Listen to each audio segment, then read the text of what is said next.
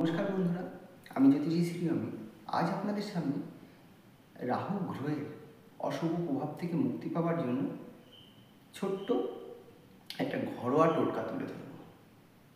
সেই টোটকাটা যদি আপনারা নিয়ম মেনে করতে পারেন তাহলে অবশ্যই রাহু গ্রহের অশুভ প্রভাব থেকে কিন্তু মুক্তি পাওয়ার একটা সম্ভাবনা দেখতে পাচ্ছি।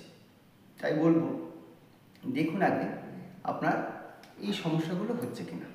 যেমন ধরুন, ঝমঝম করে রাগ হয়ে যাচ্ছে কিনা, কোনো কাজ করবার আগে ভুলভাল ডিসিশান নিয়ে ফেলছেন কিনা, একটা কাজ করতে গিয়ে বারবার চেষ্টা করছেন, সেখান থেকে কিন্তু ব্যর্থ হয়ে আসছেন, মুখ থেকে খারাপ খারাপ ভাষা বেরিয়ে আসছে কিনা, কোনো কারণে যে ভোলামনা ভাব আসছে কিনা, কোনো কাজ করতে গিয়ে যেখানে অর্ধেকটা করে আটকে গিয়েছে কিনা।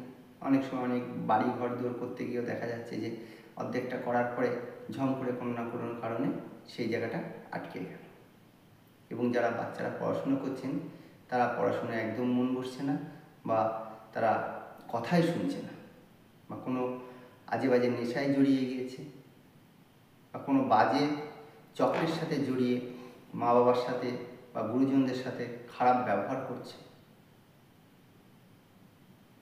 এরকম যদি কোনো সমস্যা আপনার মনে হয়, বা আরও অনেক সমস্যা থাকতে পারে, অবশ্যই একবার জ্যোতিষীর কাছে পরামর্শ নিয়ে নেবেন। আমি মোটামুটি একটা সমস্যার কথাগুলো বললাম।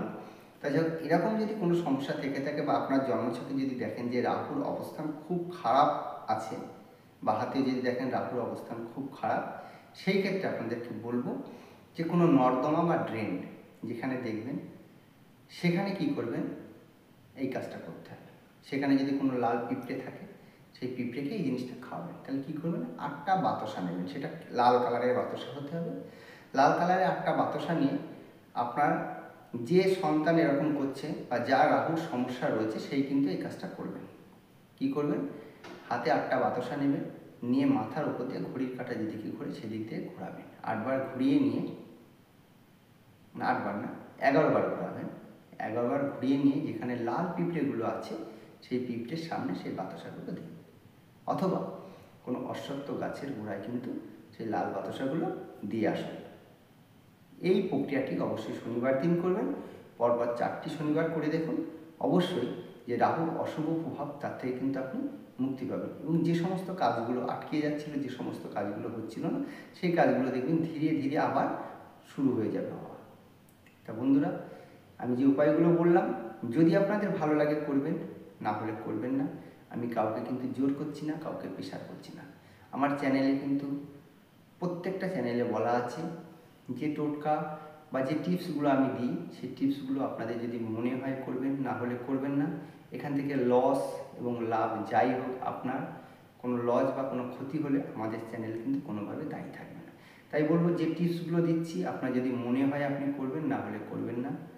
তো কেমন লাগছে আমাদের এই ভিডিওগুলো অবশ্যই কমেন্ট বক্সে লিখতে কিন্তু ভুলবেন না, এবং বন্ধুদের কাছে একটু শেয়ার করে দেবেন। তা আমাদের সাথে জুড়ে থাকুন প্রত্যেক দিন নিত্য নতুন এরকম টোটকা পেতে। তা নমস্কার, আজ এই পর্যন্ত। সকলেই ভালো থাকবেন।